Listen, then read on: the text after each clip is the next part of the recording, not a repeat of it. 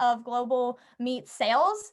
Plant-based milk makes up about 14% of the milk market, but overall, their cheese consumption is going up, so it's really not making much of a dent.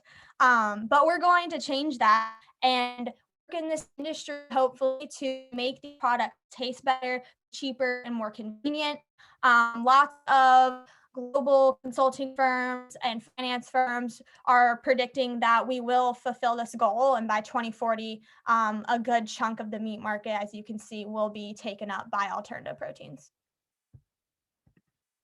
So there's so many career paths in this field, and that's something we really want to get across to everyone tonight. There's really a place for everyone. Whether you want to work in industry at a company or a startup incubator, or within academia doing research or teaching about it, or in a nonprofit, there really is a place for everyone. And these are the majority of the careers, but there are plenty more too, not even listed.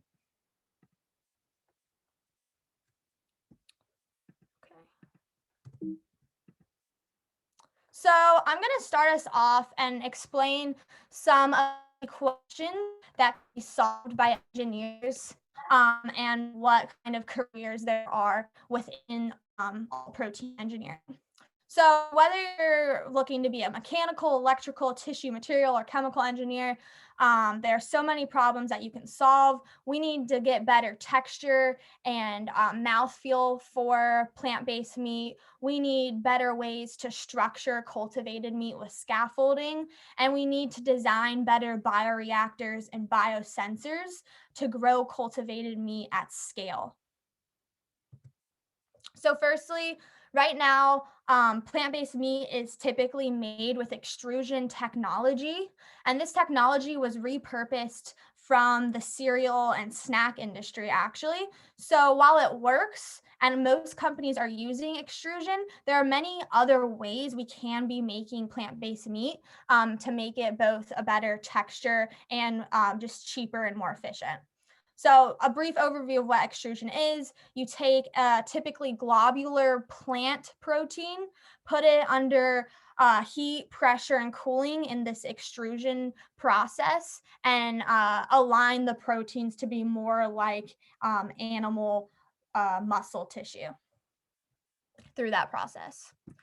So some alternatives that companies are doing: one is shear cell technology. It's slightly different from extrusion and really makes a very fibrous muscle product. A company called Rival Foods, based out of, they started out of Groningen University, which is like the top all protein research university located in the Netherlands. They're commercializing out of that university IP right now. And there's some companies doing 3D printing, like what's shown on the right. They're mostly at early R&D stages, but there's been, they've done some consumer testing with that, but it's really not at scale yet, and it's going to be a long way to scale up, but engineers can help with that. It looks a little gross right there, but their final product looks pretty good to me. And you should Google Redefine Meat. They're based out of Tel Aviv and are a super cool company. And then lastly, engineers can create bioreactors specific for the cultivated meat industry. Right now, they're really being repurposed out of regenerative medicine, and they're making very small amounts of tissue product. So we really need bioreactors specific for cultivated meat, since we're making billions and billions of tons of it every year, along with biosensors in these bioreactors to sense for things like when we need to put more growth medium and nutrients into the bioreactor, or how the cells are proliferating and at what rate, or what they're proliferating into, whether that's a stems or whether that's a muscle or a fat cell. And then this is actually the last one: scaffolding. We need materials and tissue engineers to work on scaffolding for cultivated meat muscle products. For example, on the left, there's some stuff in the R&D stage of using devascularized plant leaves. That's, again, very small R&D scale, and we need to scale that up. People are looking into using soy proteins. And then there's also inedible scaffolding that companies are looking into, which would be removed before the final product is sold. But ideally, these are materials that are edible.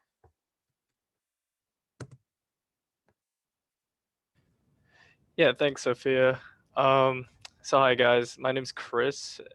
Just to introduce myself real quickly, and I'm going to go over the computer science and its careers in the alt protein. So I'm going to be focusing more on the kind of research and development and how computer science gets involved there, rather than you know the back end and front end type programming.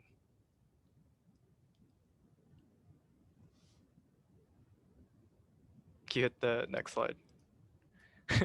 Yeah, so it's just some background to begin with. So the start of 2021 has already seen some great entrances of alternative protein. So in terms of fermentation, companies like corn and media are using biomass fermentation to deploy microorganisms to mass produce protein. And then in terms of plant-based protein, like Sophia mentioned before, we're actually moving past just beef into areas of meat such as like poultry, seafood, and pork. And now we even have like based all protein sources, cheese, ice cream, like grounded foods, and Brave Robot. And so kind of the most integral part to creating all these discoveries, the all protein sphere, is finding viable sources for your alternative protein. And so using your computer science background, this is mostly done through computational based and data science specific approaches. And so some key unresolved questions that can be solved by computational scientists. So I'll just read over these real quick. So the first one is, how do we build a model that can predict what the right plants are? How can we ensure that cells differentiate into the desired tissue types at scale?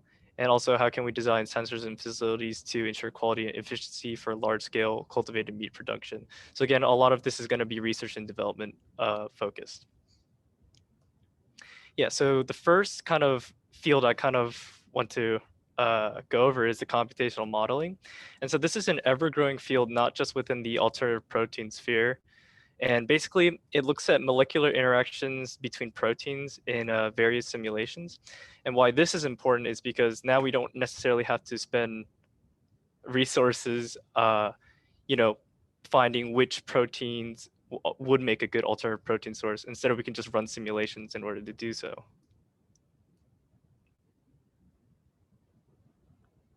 Oh, and the next one is data science. So data science in itself isn't necessarily a computer science like specific field, but it's a very multifaceted approach where you use computer science as well as like different fields such as chemistry, biology. Basically, you're going to be looking at different numbers to effectively decide on which potential proteins do you want to kind of develop into a product. And so, there's a company right now called Climax Foods that's actually using machine learning from computers to unlock greater pathways for plant-based products. And then finally, there's the analyst. So again, this isn't really computer science focused. It's more of a business side adventure that incorporates some computer science to it. And basically, you're going to be projecting models of growth. And so what that means is once you have the product, how can we make it relevant, both in terms of like economics and finances, as well as like how can we keep it scientifically relevant to the industry as a whole? Yeah, thank you, Chris and Sophia. So I'm the other co-director of technology. My name is Anandita, and I am going to talk a little bit about some of the R&D roles. Sophia really explained it very well in terms of scaffolding or extrusion techniques, and a lot of companies now are looking for scientists and research associates that can help to purify proteins or expand the scaffolding mechanisms or extrusion processes. So I myself am currently in the job market. I'm defending my PhD dissertation soon, and when I'm trying to get into this workspace, I see that there's a lot of need for novel sustainable ways to transform the conventional ways to produce meat and dairy. And so I've been speaking to a lot of people in these companies while I'm doing informational interviews, and they're really open to students coming in and just giving them ideas and thinking outside the box as to what kind of innovative technology can be used. And it doesn't have to be from biology or biochemistry. It can be like from any kind of field. We're really looking for the next big technology that can lead this field forward. And so I just want to briefly talk about the three main positions that are available across the job market. The senior scientist is someone who is probably, even after grad school, they have a little bit of experience in the various food companies, or the scientist role, it's usually the grad students or even undergrads that can take up scientist positions, and the research associate position is an entry level position, and that possibly from any particular field a person with some experience or no experience can get into.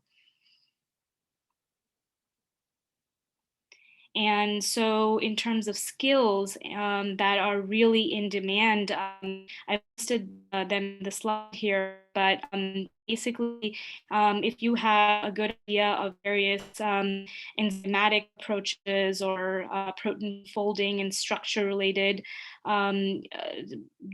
backgrounds, as well as identifying different ways to change the sensory perception of a product, as well as any kind of mass spec or ways to measure the various molecules and to determine which particular components give meat its structure and function, as well as soft skills like communication skills, and the ability to work in a team and lead projects, some kind of managerial skills. And as Chris mentioned, any kind of programming knowledge is always a plus. Hi guys, my name's Hannah and I'm the Director of Education, and I'm going to be talking about biology careers in the protein space.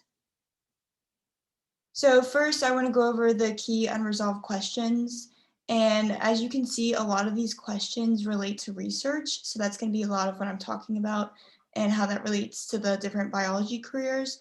So a lot of the things people focus on are trying to find how to establish mortal cell lines, different methods to improve the structure of cultivated meat products, and another one is how to take plants and turn it into optimal functional ingredients for plant-based meats, and then how to grow better raw materials for plant-based meat, and then what strides can we make towards optimizing the nutrition of alternative proteins. So as you can see, there are so many different there's so many different careers within cultivated meats, plant-based meats, and fermentation. So I'm not going to read all these out, but a lot of them have overlap, which is something that I wanted to point out. So if you're studying like microbiology, you could go into fermentation, you could go into cultivated meat. You could do a lot of things by just studying one thing related to biology. And like I mentioned before, the key thing for all these biology careers is mostly scientific research. Okay, so the first one I'm going to talk about is microbiology. So microbiology is the study of microscopic organisms. And so the main thing microbiologists do is growing the actual microorganisms to replace the animal proteins. And one example of this is Nature's Find. So Nature's Find is actually using a strain of fungi to produce phi protein is what they call it. And it's actually a really cool protein. It contains all the amino acids that they need, and it's a really cool protein source, but the company doesn't have any products yet, so they're still working on that. But I just want to bring that up as a really cool different option. So then next we have plant biologists. So these people in this career answer a lot of the questions related to choosing plants and how to grow plants that best fit the needs of alt protein. So they, like it says, how to turn a plant into ingredients for plant-based products. And the company example that I wanted to give was Just. So you guys may or may not know, but they make like a egg product, and they spent so many years before they were actually able to find the right plant to give us the right proteins you need to create this product. And they found that mung beans had the right structure and chemical composition to create the egg product. And then the last career I'm going to touch on is cellular biology. So cellular biologists mainly propagate animal cells using in vitro fertilization, using a single cell as a source. And one cool thing was last semester we had a webinar with BioMilk, and one of their like main salesmith, Alex Kleinman, came and answered questions. So yeah, he was a cellular biologist, and at BioMilk, he actually cultures and nurtures mammary cells to produce milk. So I thought that was an example of cellular biology.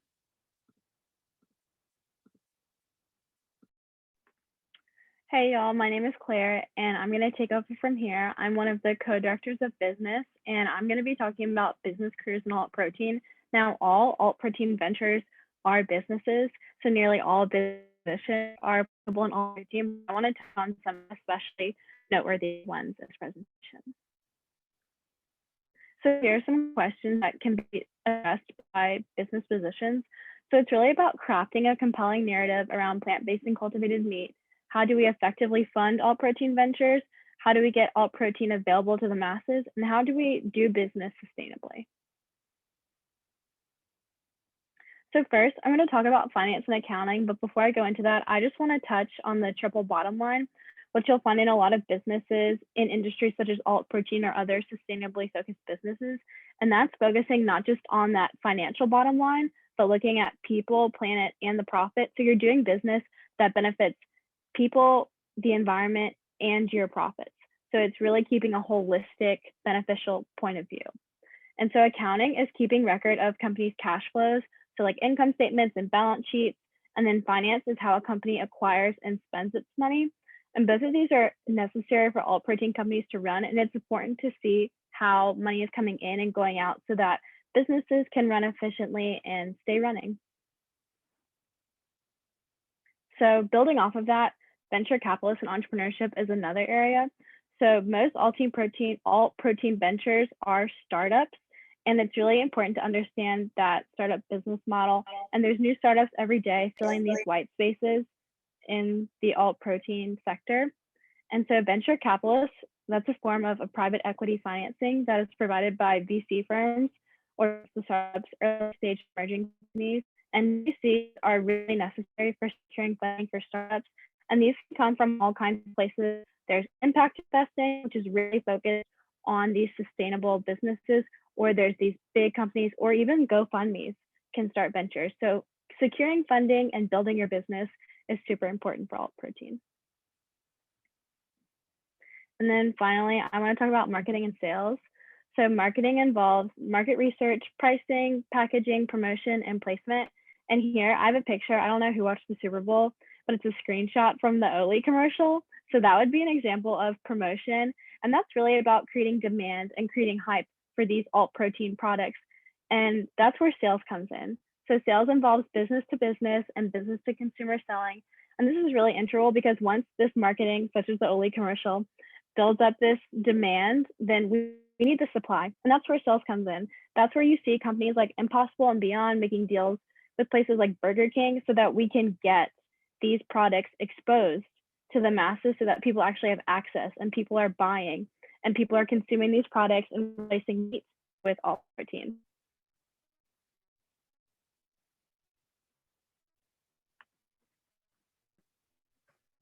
Okay.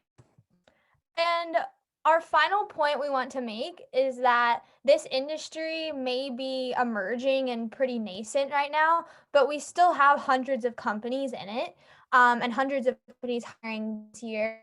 There are about 80 plus cultivated meat companies almost 400 plant-based companies now, and over 75 fermentation. And outside of that, there are so many academic labs, so many startup incubators, nonprofits, and other entities. So just emphasizing that you don't have to work at a startup or a company. There are many other outlets in this field. Yeah, so actually one of these outlets is the undergraduate research consultant team that I'm kind of spearheading right now. So to kind of quickly introduce and kind of summarize what this is, basically this is an initiative that's between teams of 3 or 5 that come from different backgrounds. And basically you get together for a project idea that's over a semester long, and it's a hour long course. And basically you come together and you do a project on a certain topic. So in our case, it'd be alternative protein focus. And so an example of this kind of working out is like students in the exercise and sports science, BME and art fields might design, develop, and evaluate the effects of a novel rehabilitation device. So actually right now we are in the planning stages. So it's a very new kind of thing we're trying to do right now. So let us know if you're interested. Yeah, thanks for sharing that, Chris. We're really excited about this. And yeah, we're really in the brainstorming stage. So if you have your own idea, please don't be afraid to let us know that, because we really don't know exactly what we want to do this on yet. Whoever has a hand raised, yeah, feel free to answer your question. Sorry, I can't see people's names. I just want to ask that I heard university is no longer doing URCT. Really?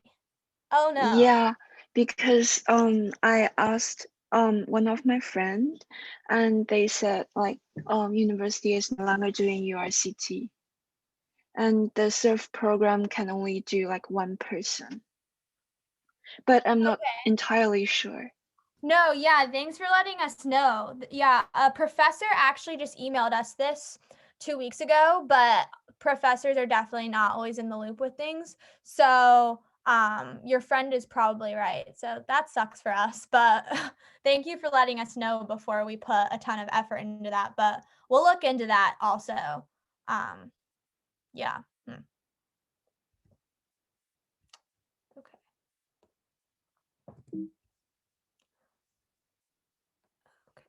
But anyways, I just thought of this. Even if that program isn't happening anymore, if someone has a really interesting project that they want to do with a team at the Chapel Hill Alt Protein Project, we can put together a team and still do that project, and probably find other funding sources for it, or would scale it down, make it smaller, not have to get a ton of funding for it. So yeah, if you have any ideas, just reach out, and we'll let y'all know within the next few days if it's happening or not for next year.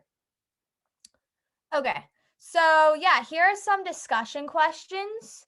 So if you want to answer, just feel free to come off mute and answer. We don't have to raise hands for these. So to start us off, what careers excite you the most? And is there a certain alt protein pillar you want to work in, and why?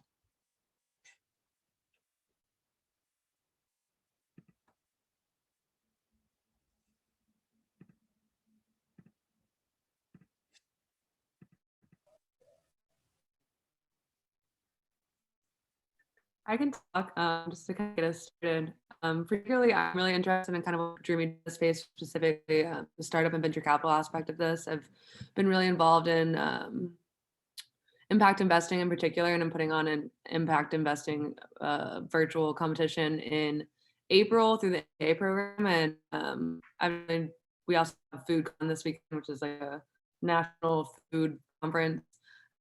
So like kind of tying those two together is something that I've been really interested in. I don't think there's necessarily a certain alt protein pillar that I'm drawn to necessarily, but kind of excited to figure out what that may be.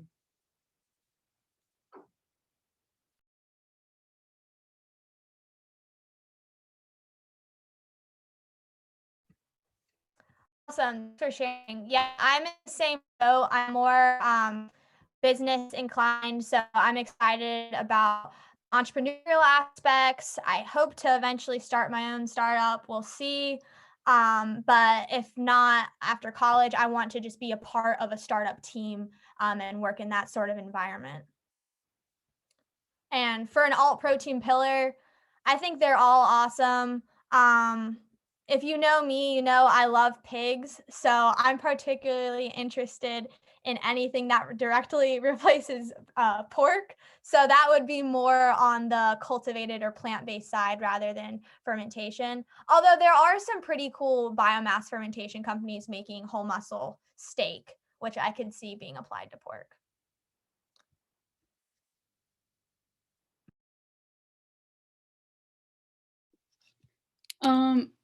I'm really interested in the careers that involve biology, which is interesting, I guess, because I'm not studying that, and I've taken one bio class at UNC, so I don't really have the background at the moment to work in those roles, like as a food scientist. I guess that'd be more chemistry, but yeah, I don't have that background, but I just think that it's really fascinating. And as far as the pillars that I would prefer to work in, I think they're all amazing. I mean, I listened to some podcasts on fermentation, so I'm really interested in that. I'm actually working this semester with Hooray Food, so that's the plant-based pillar. And yeah, I'm really excited about that. And yeah, so I think that the cultivated meat pillar is the most out of my comfort zone, but I also think that it's got like so much potential, I guess, for really transforming our food systems, as do all of them. But I think that's really interesting. But also, like the one that freaks me out the most about like whether or not I'd actually eat it, but I think it's really cool. Number one, congrats. That's so awesome. I did not realize that. I Thank actually you. bought Hooray bacon at Whole Foods the other day. It's in my refrigerator, but I haven't tried it yet. So I'll let you. Have you had it? No, please let me know how it I is. will. They're supposed to have it. So I'm still in Charlotte right now, but they're supposed to have it in Charlotte. And I've called all the Whole Foods. I've done the little bacon tracker and they don't have it. So it's weird. Like I start working there this week and I move out to San Francisco at the end of the month to like, keep working there remotely and then maybe a little in person too. And it's weird because I don't even know what the product is like, but I believe in the company so much and the mission. So I'm really excited about it. Yeah, that's awesome. And I was also gonna say, I feel you on the whole, like I'm super interested in the science aspect too, specifically biology, and don't have that background. But I think also like being on the business side, we also need to have a deep understanding of the science still, so we can communicate it, whether that's to consumers or investors. And so you can just know what's going on with your company because you're working with scientists every day. So you need to know, going into a startup or what company, like, do they have the right IP? Do they have the right technology? And you can only know that if you really deeply know the science. So. Yeah, absolutely. I definitely agree that just being able to like know even the proper vocabulary is really important when you're doing business with it.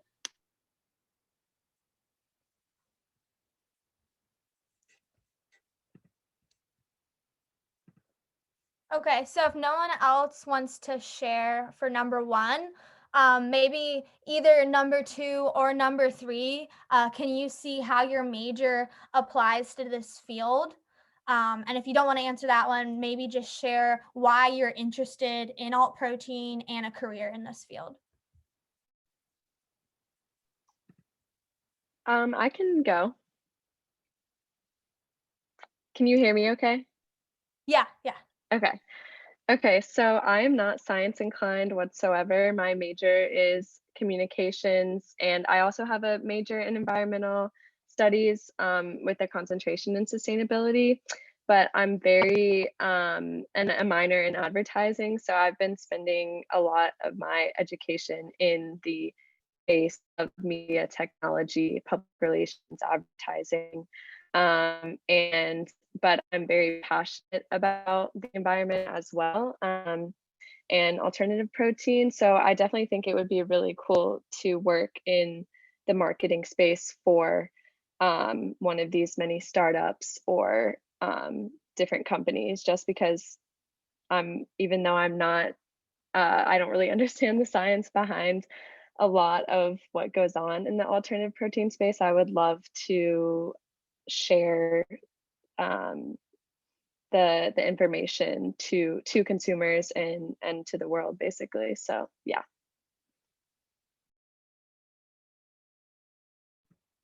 That's great. Yeah. I mean, we really need to do a lot of consumer education with all three pillars of this field. So it's going to be super important moving forward, especially with, I think personally, like precision fermentation is just such a weird concept of programming a bacteria to produce a milk protein or an egg protein. Like that's just probably most people don't have any clue what that entails, and B, it just like sounds really gross and weird.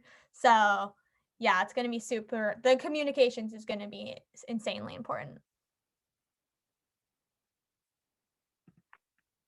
I can talk about number 2. So I'm a business major, and then I have a double minor in sustainability and food studies. And obviously, like I've learned about all protein in my sustainability and my food studies class, but I've also been fortunate to take some sustainable, like focused classes in the business school. And that's been like really cool because I learned about alternative protein kind of from the science perspective, but to really see it from like a business model perspective was really cool in my sustainable business classes.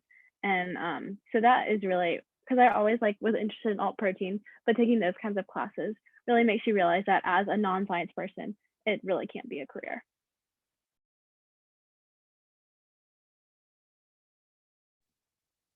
I was really interested to see that I never heard too much about like the physical scaffolding of the protein.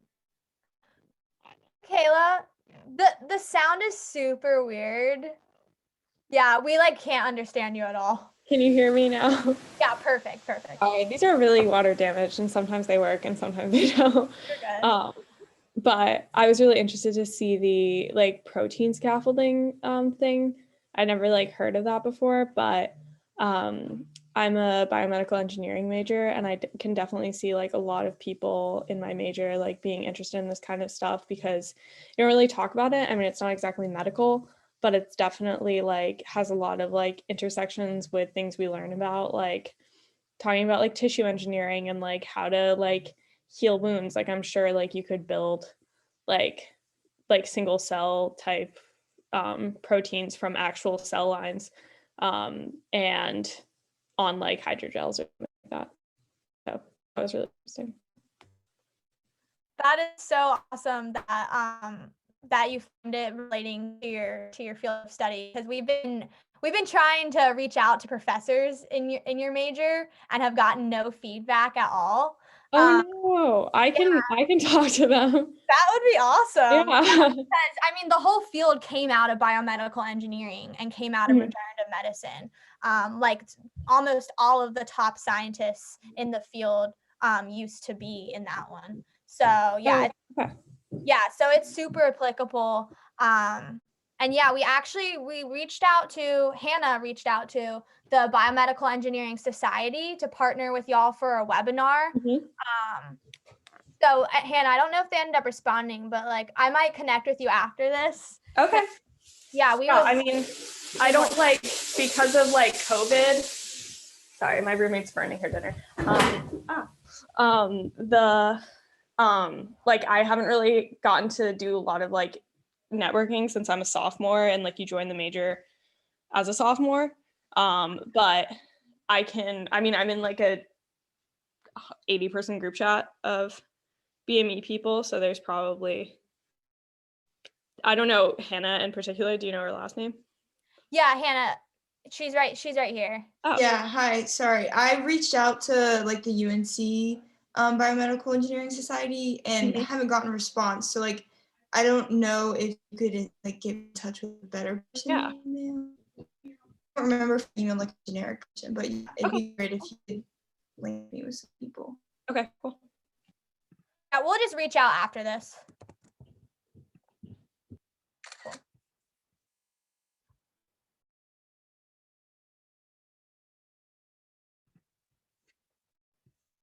Okay, so now we'll move into question 4. Do any of you guys have any sort of concerns moving into this field? We know that it's, again, super nascent and there's so many just unknowns. I mean, cultivated meat field really just started about 5 or 6 years ago.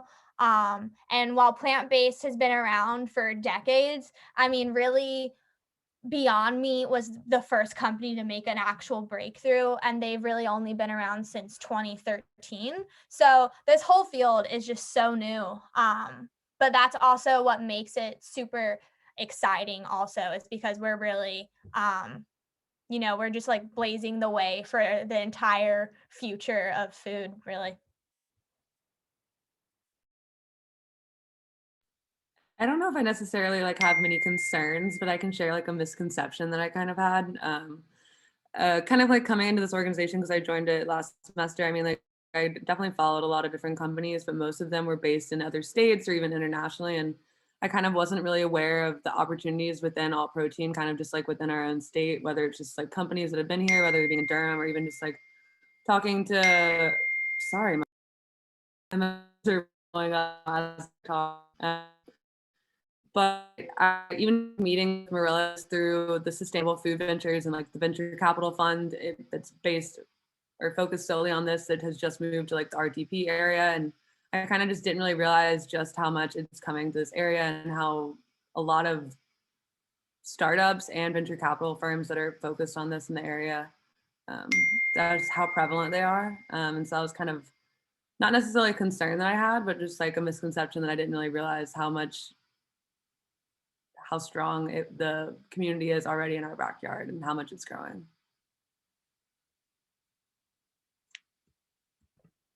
For sure, yeah, I think that's a good point. Yeah, not only like does the Triangle have such a strong or becoming a pretty strong hub for alt protein, but I think it's a misconception that it's really focused only like in Silicon Valley and New York in general, like only big cities. But there's companies popping up everywhere. Like there's cultivated meat companies in Wisconsin and Texas, Ohio, like really everywhere. And if it's gonna be this huge, massive global industry, I mean, inevitably it will be everywhere, not just in big cities. So I have a comment. So for me, not necessarily concerned, but from a business point of view, it's always interesting to see the reaction of the big companies like Tyson, Smithfield, as far as how they react to this new competition, what they see it as that, or what they see it as something they can do themselves.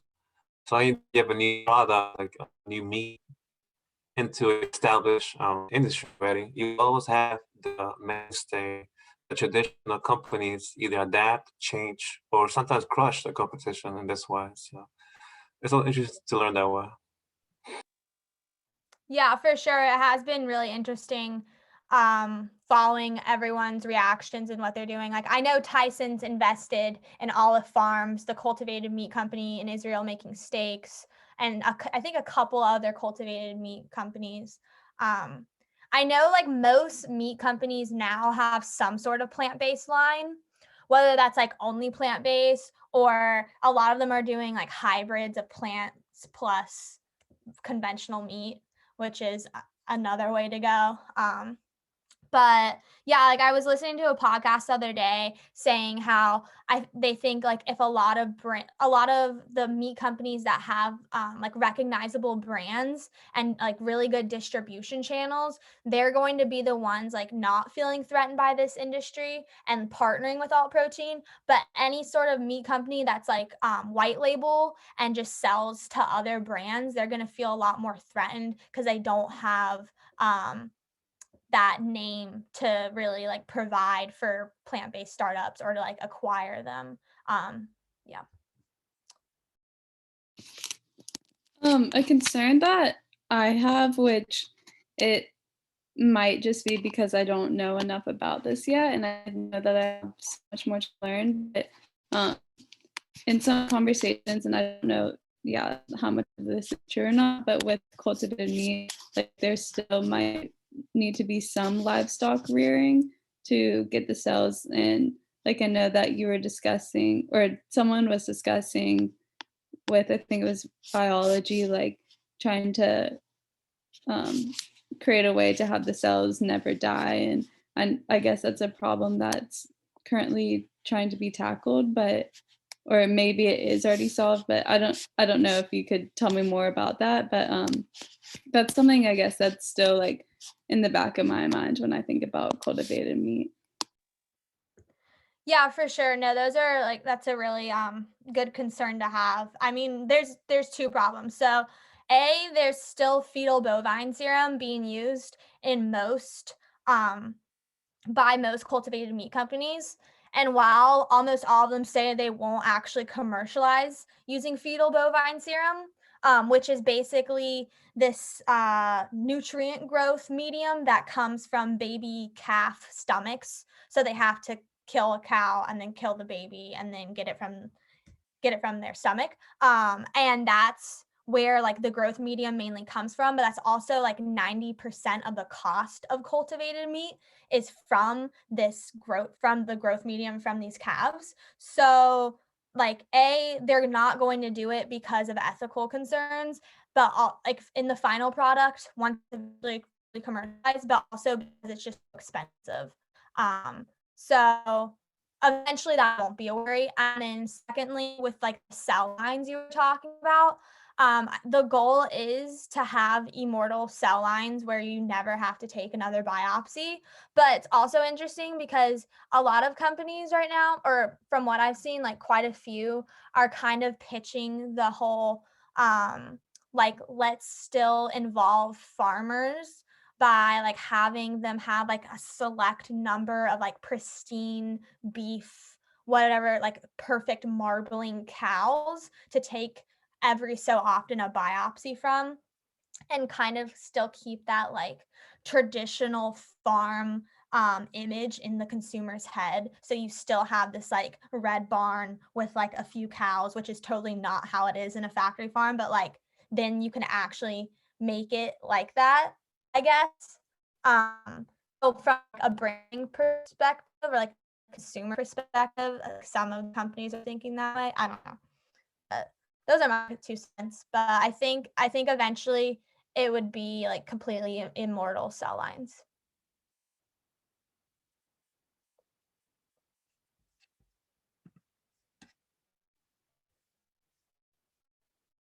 If anyone disagrees with me, please let me know because I'm also not super versed in the science. I think I know quite a bit, but I definitely don't have a super deep understanding of it.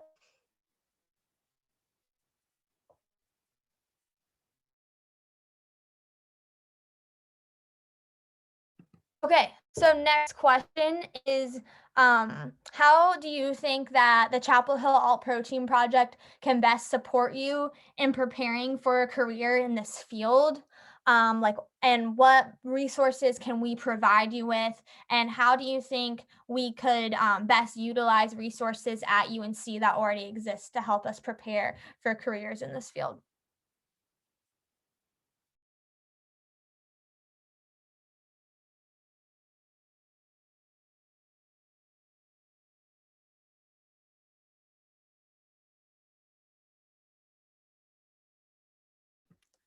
Okay, so one idea that I have is we're gonna compile a big database of job boards that only post about alt protein jobs, and we'll put that on our website. So that's just somewhere you guys can continuously check for jobs whenever you're searching for a job, whether that's, I don't know when you guys are graduating, but whenever you're getting closer to graduating, or a lot of times for internships.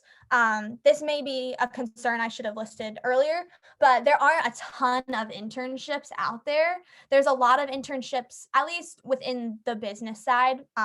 There aren't a ton yet because a lot of these companies haven't fully commercialized or haven't scaled up yet, so aren't in need as much of the business side. So that's a concern that I have sometimes. But yeah, I don't know how many of you guys are in the business rather than the science side, but they are out there, and I recommend cold emailing these companies because they enjoy talking, like they want to talk to students and they want to help us, and everyone is very friendly. So that is one piece of advice I have for you, is just if you don't see internships out there for you, create your own, and just cold email companies. But yeah, so yeah, we'll post those career boards. Again, they'll both list hopefully some internships and then also regular jobs. And another piece of advice I have for you guys is just to go through, even if you're not looking for a job right now, like even if you're a freshman, just look at different job titles and job descriptions you see on these sites that you particularly like, and look at like the qualifications and the skills they require, and then start building those while you're in college, and start just finding different ways to help prepare yourselves for those exact sort of job descriptions. And plus, it's just like exciting to see descriptions where you're like, oh my God, that's exactly what I want to do. Or like, oh, I could totally see myself doing that, and that looks fun. And that just like kind of, for me at least, helps motivate me like getting through my classes, and helps me understand better, like especially the specific things we're doing in our classes, how they apply to careers that we want to have.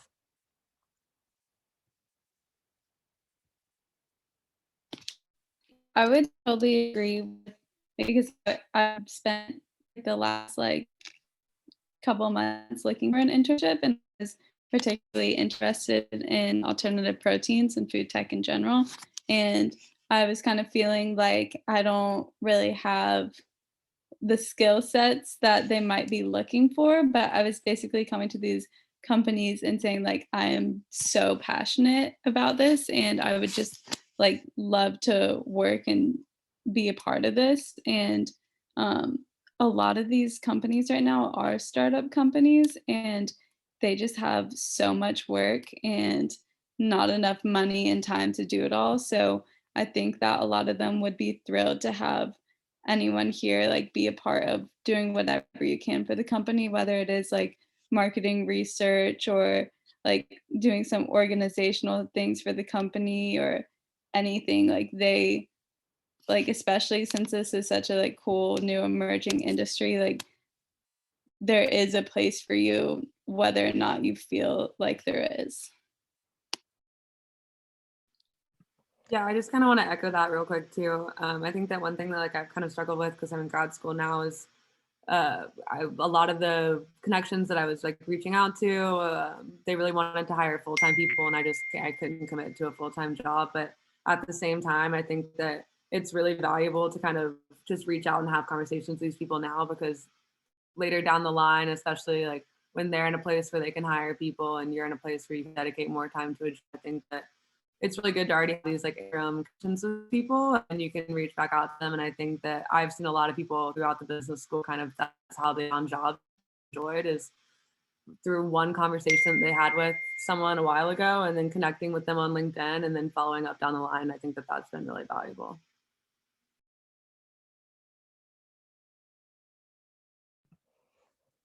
Yeah, that's so true, Catherine. Definitely recommend just reaching out to people on LinkedIn. I definitely think just having, I mean, this is kind of basic to say and probably applies to all industries, but like networking, you need to network and make connections, because those are what going to get you your jobs. And that's personally how I've gotten my internships. It's just like one builds off the other, with them just talking to other people in the field that they know, and them recommending you, and it really works.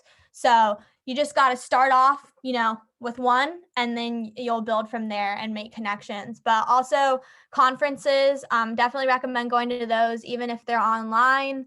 You can, whether or not you are excited about the speakers, I mean, there's always networking portions. And even if you don't really feel like networking online, I know it's kind of uncomfortable, like meeting people for 3 or 5 minutes, like super speed, basically speed dating people at these online conferences. So even if you don't want to do that, honestly, you can go to the conference, see who's on the roster and see who's gone, and then connect with them on LinkedIn and be like, oh, saw you went to this networking event, or saw you went to this conference. This speaker was super cool. What do you think?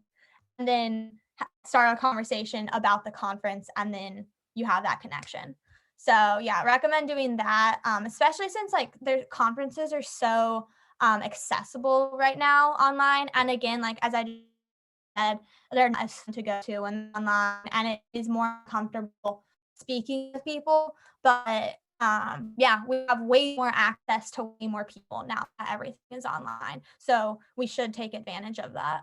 And I feel like probably conferences will continue to be online for quite a while too. And then one more thing to go off your point, Sienna, of just like showing people how passionate you are, like even if you feel like you might not have the skills. I think always almost all founders and like almost everyone in this field is so mission driven. So if you show them that too, and like you're really genuine about it and show them that you have passion, like they will feel that and they will want to hire you, because people can learn skills, like people will learn skills on the job, but like you can't learn passion, and you can't like learn that motivation and that drive that will like drive you to put in however much more work and like grit into your job, because you're motivated by like certain mission within this. So really like, being able to communicate that and like show that to whoever's interviewing you is super important, I would say.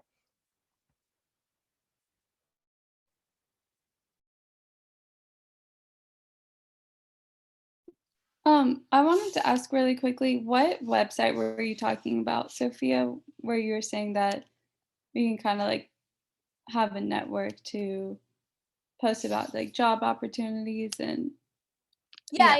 So on our web, so it's not up yet, but on our website, or maybe it is. I need to look. I don't think so, but I will send out an email within the next week confirming and sending a link to a page on our Chapel Hill Alt Protein website that will have links to every single alt protein job board that exists, basically, that you guys can just check whenever to see when other companies are posting job offers.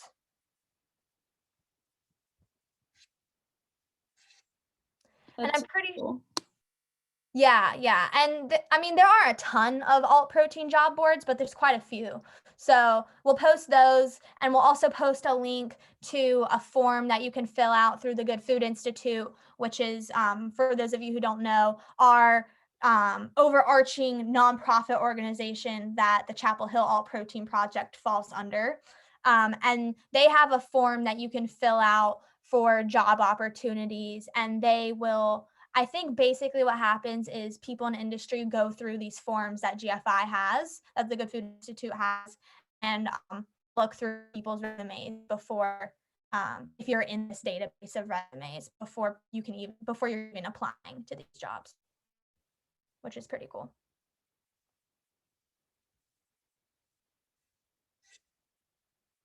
Okay, and then lastly, we have 2 minutes left.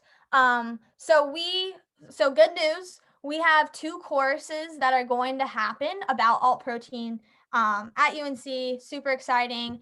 Going to be in spring 2022 and fall 2022. So kind of far away. A lot of us will probably be graduated by then, but that's okay. So we're planning for future generations, which is super exciting. And we are also already planning who are going to be guest speakers at these courses. So we only have 1 minute left, but if any of you have any specific speakers that you would particularly like to see,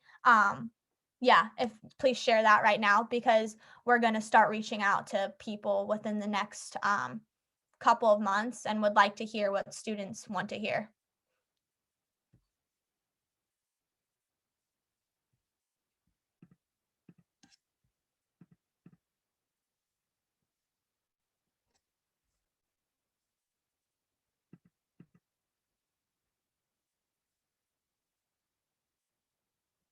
Okay.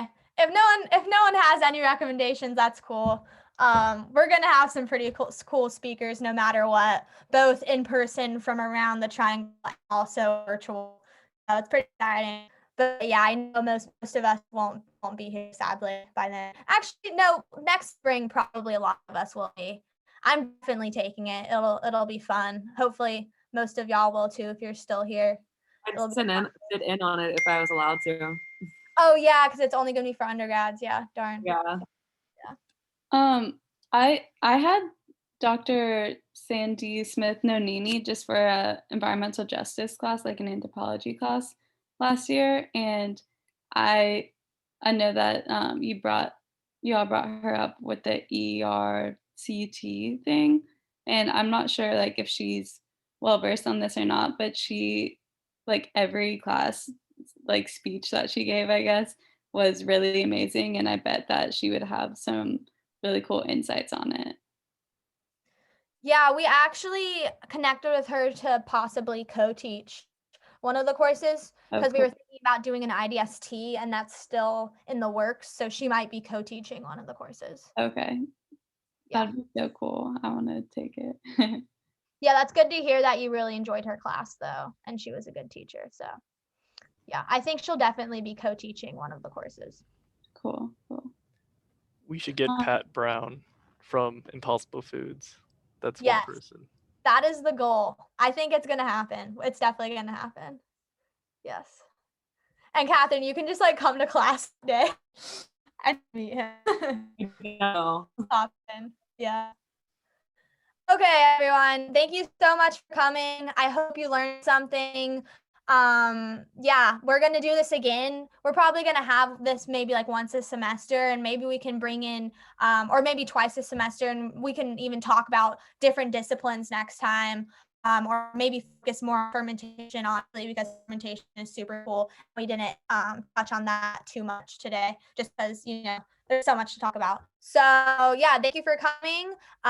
Please email me or Slack us if you have any questions moving forward about careers, and we will be sending out that email about job boards soon.